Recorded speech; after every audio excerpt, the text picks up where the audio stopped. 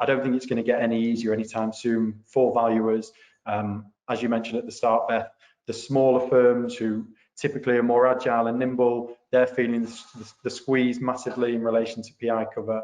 And I think it's a collaborative effort from both lenders and valuers and brokers to work together, because it's a vicious circle. Lenders push valuers, valuers, you know, they do the valuation quickly. They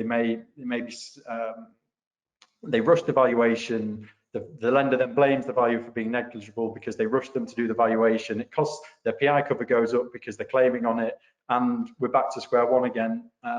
So lenders have a massive responsibility in the marketplace because, you know, we appreciate valuers and we appreciate the work that they do and what goes into it. But we as a business have also had to have the foresight to think about ourselves and our customers and how we can sort of stay ahead of the curve. We have done, and it's working really well. But I think it's important that other lenders take heed as well. Agreed. Daniel, you obviously work with a lot of valuers as part of VAS and a lot of lenders. So I'm sure you've got quite a good view of the market and how lenders' approach to valuations in particular have changed. So it would be good to hear your thoughts on this.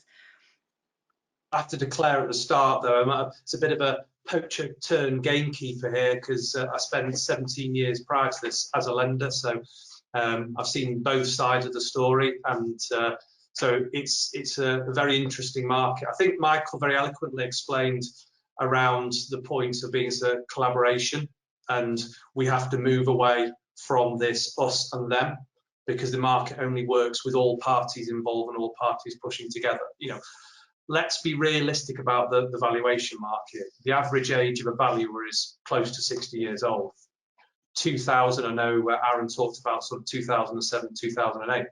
That had a really big effect on the valuation market, because it wasn't as good a position to come in as a graduate to sort of pick what you wanted to do as a degree. Would you want to go and be a building surveyor or a normal surveyor? So we've lost a generation of people coming into this market, and like a lot of traditional professions now, they really aren't bringing the best and the brightest in anymore, because there are so many other careers that they want to go into. So we have to be very careful that the resource we've got is ever decreasing.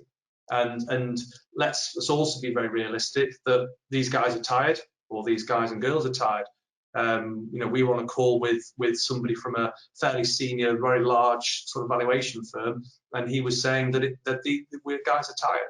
You know, they've worked from home, they've worked under great deals of stress for a fairly long period of time now. So what are we seeing differently in the market? We're seeing that people are moving away from red book valuations on everything. So the next one down is sort of a short form valuation, but we're hearing lenders using AVMs. You know, Michael talked about desktops. You know, we're seeing that. So I think the market is evolving, trying to look for ways to speed up as such. But I still don't think we're ever going to move away from a human being entering a property and having a look round and giving a professional opinion on that. I think that's still going to be the core of what majority of our valuations are going to be. But for the slightly smaller, slightly more standardized, closer to more concentrations of chimney pots, then I think the market is very open for innovation and exploration, you know, to look at something that gives us as much as possible. I've seen some really interesting technology out there with drones and you know, other types of things. I don't think we're quite there yet, but I do think that the lower end of the market is primed for some innovation to come in on the back of it.